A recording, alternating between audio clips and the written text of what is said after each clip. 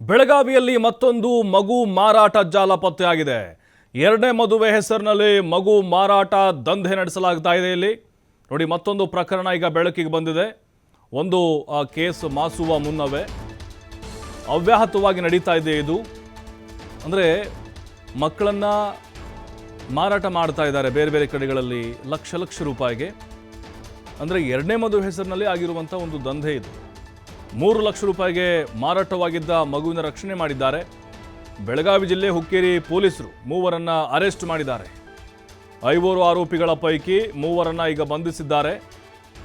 ಮಹಾರಾಷ್ಟ್ರದ ಸಂಗೀತ ಗೌಳಿ, ಸಂಗೀತ ತಾವಡೆ, ಮೋಹನ್ರನ್ನ ಅರೆಸ್ಟ್ ಮಾಡಿದ್ದಾರೆ. ನೋಡಿ, ಸದ್ದಿಲ್ಲದೆ ನಡೀತಾ ಇದೆ ಮಕ್ಕಳ ಮಾರಾಟ ಜಾಲ. ಎರಡನೇ ಮದುವೆ ಹೆಸರಿನಲ್ಲಿ ಆಗ್ತಾ ಇದೆ ಇದು.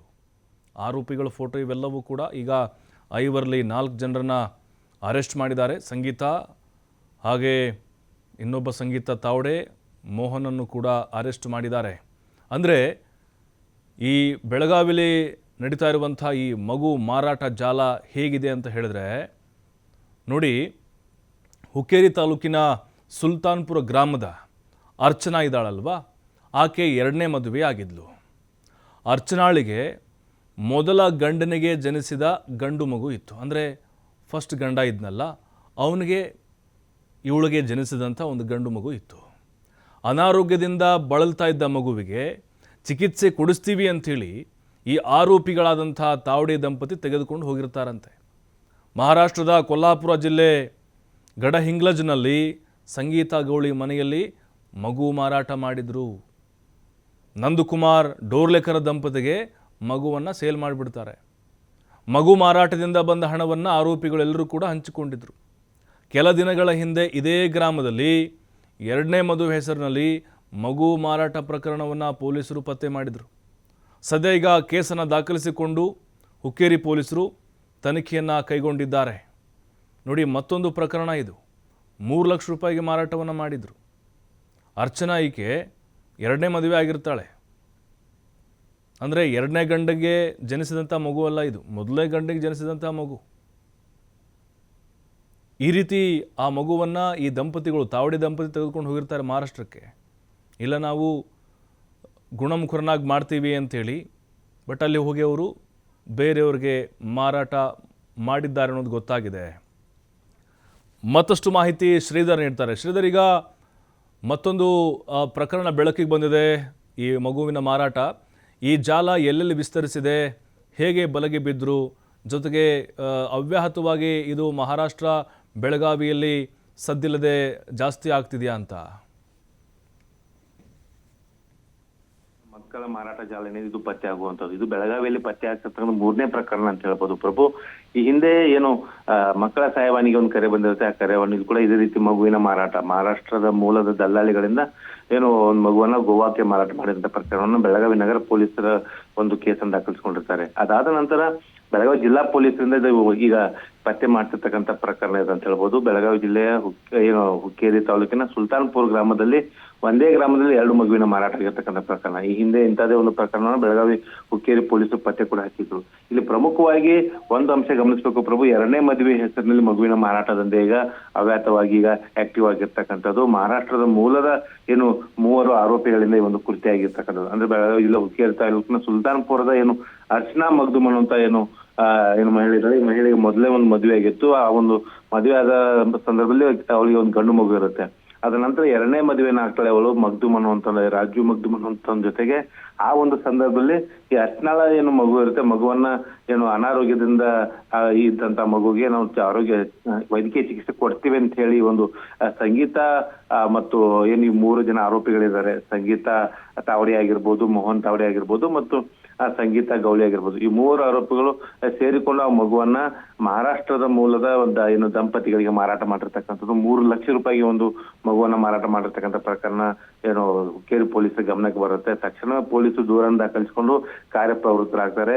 ಏನು ಮಹಾರಾಷ್ಟ್ರ ಮೂಲದ ನಂದಕುಮಾರ್ ದಂಪತಿಗೆ ಏನು ಮಾರಾಟ ಮಾಡಿದಂತ ಮಗುವನ್ನ ರಕ್ಷಣೆ ಮಾಡಿರ್ತಕ್ಕಂಥದ್ದು. ಅದರ ಜೊತೆಗೆ ಏನು ಪ್ರಮುಖವಾಗಿ ಈ ಮೂವರು ಆರೋಪಿಗಳು ಏನು ಬೆಳಗಾವಿ ಮಹಾರಾಷ್ಟ್ರದ ಕೊಲ್ಹಾಪುರ ಜಿಲ್ಲೆ ಆಗಿರ್ಬೋದು, ರತ್ನಾಗಿರಿ ಆಗಿರ್ಬೋದು, ಈ ಭಾಗದಲ್ಲಿರ್ತಕ್ಕಂಥ ಮೂವರು ಆರೋಪಿಗಳನ್ನ ಈಗ ಪೊಲೀಸರು ಅರೆಸ್ಟ್ ಮಾಡಿರ್ತಕ್ಕಂಥದ್ದು. ಗಡಿಂಗ್ಲಗದ ಏನು ಒಂದು ಗ್ರಾಮ ಇದೆ ಕೊಲ್ಹಾಪುರ ಜಿಲ್ಲೆಯ, ಅಲ್ಲಿ ಈ ಒಂದು ಸಂಗೀತ ಗೌಳಿ ಮನೆಯಲ್ಲಿ ಒಂದು ಡೀಲ್ ಅನ್ನ ಮಾಡಿರ್ತಾರೆ. 3 ಲಕ್ಷ ರೂಪಾಯಿ ಹಣವನ್ನ ಪಡೆದು ಆ ಮಗುವನ್ನ ಮಾರಾಟ ಮಾಡಿರ್ತಾರೆ.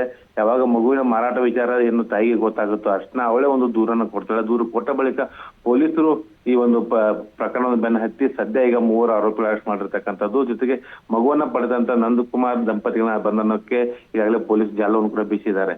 ಒಟ್ನಲ್ಲಿ ಗಡಿ ಜಿಲ್ಲೆ ಬೆಳಗಾವಿಯಲ್ಲಿ ಒಂದು ಅವ್ಯಾರ್ಥವಾಗಿ ಮಗುವಿನ ಮಾರಾಟ ಮಾಡುವಂತ ದಂಧೆ ಆಕ್ಟಿವ್ ಆಗಿದೆ. ಅಂದ್ರೆ 2ನೇ ಮದುವೆ ಆಗುವಂತವ್ರು ಏನಿದ್ದಾರೆ ಅಂದ್ರೆ ಮೊದಲೇ ಮದುವೆ ಆಗಿ ಮಕ್ಕಳು ಇರ್ತಾರೆ. ಹಾಗಾಗಿ ಆ ಮಕ್ಕಳನ್ನೇ ನಾವು ಆರೈಕೆ ಮಾಡ್ತೇವೆ, ಆ ಮಗುವಿಗೆ ಏನಾದ್ರು ಸಮಸ್ಯೆ ಇದೆ ಅದನ್ನು ಚಿಕಿತ್ಸೆ ಕೊಡ್ತೇವೆ ಅನ್ನೋ ನೆಪದಲ್ಲಿ ಮಗುವನ್ನ ಕರ್ಕೊಂಡು ಹೋಗಿ ಬೇರೆದವರಿಗೆ ಹಣಕ್ಕೆ ಮಾರಾಟ ಮಾಡುವಂತ ಪ್ರಕರಣಗಳು ಈಗ ಬೆಳಕಿಗೆ ಬರ್ತಿರ್ತಕ್ಕಂಥದ್ದು. ಸುಲ್ತಾನ್ಪುರ ಗ್ರಾಮದಲ್ಲಿ ಆಗಿರ್ತಕ್ಕಂಥ ಇದು 2ನೇ ಘಟನೆ ಅಂತ ಹೇಳ್ಬೋದು. ಸದ್ಯ ಈಗ ಬೆಳಗಾವಿ ಜಿಲ್ಲಾ ಪೊಲೀಸರು ಕಾರ್ಯಾಚರಣೆ ನಡೆಸಿ ಆರೋಪಿಗಳು ಬಂಧಿಸಿದ್ದಾರೆ. ಇನ್ನಿಬ್ಬರು ಆರೋಪಿಗಳನ್ನು ಬಂಧಿಸಬೇಕಾಗಿದೆ. ಪ್ರಭು, ಥ್ಯಾಂಕ್ ಯು ಶ್ರೀಧರ್ ಮಾಹಿತಿಗಾಗಿ.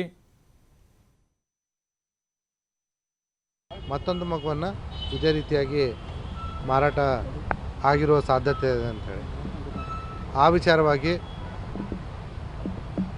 ಯಾವ ಮಗು ಮಾರಾಟ ಆಗಿದೆಯೋ ಅವರ ಸ್ವಂತ ತಾಯಿಯನ್ನು ನಮ್ಮ ಪೊಲೀಸರು ಸಂಪರ್ಕಿಸಿ ಅವ್ರ ಕಡೆಯಿಂದ ಒಂದು ಕಂಪ್ಲೇಂಟನ್ನು ತೆಗೆದುಕೊಂಡು ತನಿಖೆಯನ್ನು ಕೈಗೊಂಡರು.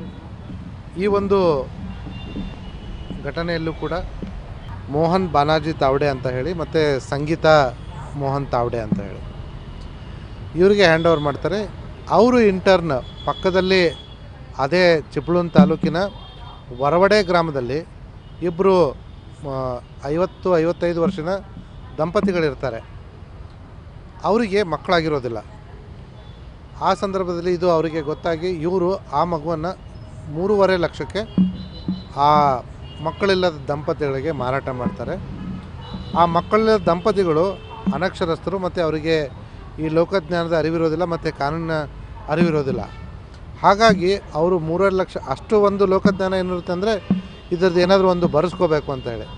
ಸೊ ಇವರು ಒಂದು ಫೇಕ್ ಬಾಂಡ್ ಪೇಪರ್ ಕ್ರಿಯೇಟ್ ಮಾಡಿ ಅವರಿಗೆ ಕಾನೂನು ಪ್ರಕಾರವಾಗಿ ದತ್ತು ಕೊಡೋ ರೀತಿಯಲ್ಲಿ ನಂಬಿಸಿ ಅವ್ರ ಕಡೆಯಿಂದ 3.5 ಲಕ್ಷ ತೆಗೆದುಕೊಂಡು ಮಗುವನ್ನು ಅವರಿಗೆ ಹ್ಯಾಂಡ್ ಓವರ್ ಮಾಡ್ತಾರೆ.